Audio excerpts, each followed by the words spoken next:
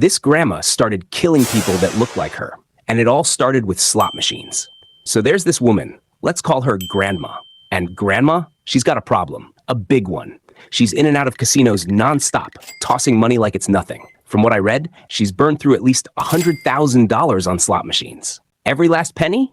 Gone. And now, she's drowning in debt, and she's married to this guy. Let's call him Grandpa. One day, they're at home together, and I don't know what happened, but I assume she's desperate for more cash, or just too ashamed to admit how deep she's in. But out of nowhere, Grandma grabs a pew-pew, pointed at Grandpa, blam, blam. Just like that, Grandpa's gone. And now, she's got another problem. She can't have people asking questions. So she goes to the employees at the worm farm they own. Yeah, they own a worm farm, and just casually throws out, "Oh, Grandpa's not feeling well, won't be coming in for a while." One of the workers raises an eyebrow. You sure? He never misses work. Grandma shrugs. "Yeah, he just needs rest. You know how he is." Just buying herself time. Meanwhile, she's still at home. 11 days go by, and Grandpa, his body is literally rotting in the house. But then, she needs money. So, what does she do? She takes $10,000 from Grandpa's business account, grabs his Escalade, and takes off.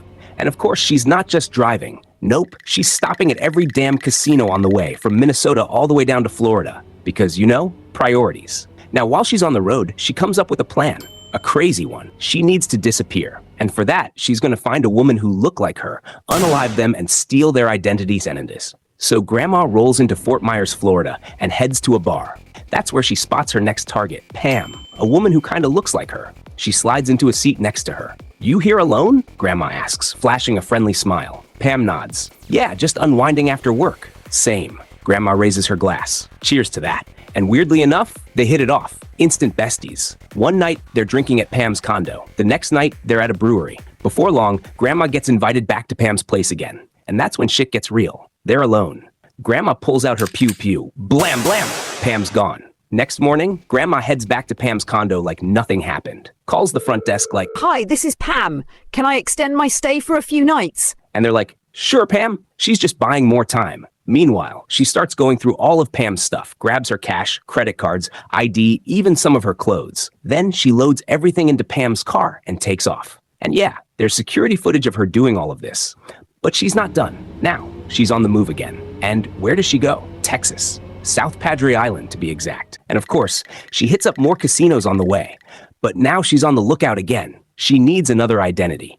And just like before, it doesn't take long. She meets Bernadette at a restaurant, starts chatting, and somehow, just like before, they hit it off. Drinks, breakfast, even dinner plans. But what Bernadette doesn't know? Grandma's already decided she's next. Meanwhile, back in Minnesota, Grandpa's coworkers are starting to get worried. Anyone heard from Boss lately? One guy leans back in his chair, checking his phone. Dude hasn't answered his calls in days. Another worker frowns. "We should call the cops or something, right?" So the cops pull up for a welfare check. Boom. They find his decomposing body.